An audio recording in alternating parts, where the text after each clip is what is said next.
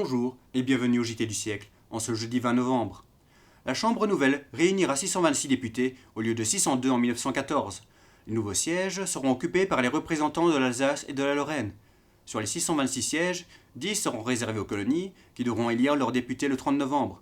Sur les résultats déjà connus pour 593 sièges, 46 députés de l'Action libérale siégeront à la Chambre, 24 pour le groupe des droites, 143 pour la Fédération républicaine, 14 pour les républicains démocrates, 184 pour l'Alliance démocratique et radicaux indépendants, 75 pour les radicaux socialistes, 23 pour les républicains socialistes et 72 pour les socialistes unifiés.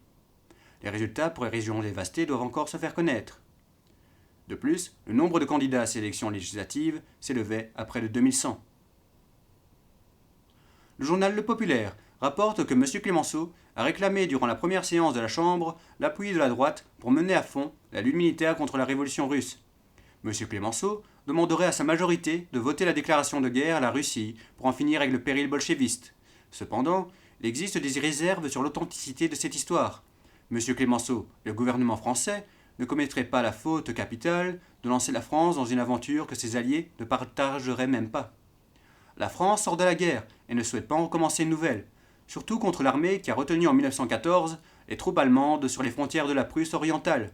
Il reste cependant l'intervention diplomatique. M. Lloyd George a proposé à la Chambre des communes qu'une conférence des puissances alliées et associées se réunisse pour étudier le problème russe. Tous les gouvernements anti-bolcheviques seraient également convoqués pour rechercher une base d'organisation et d'action commune.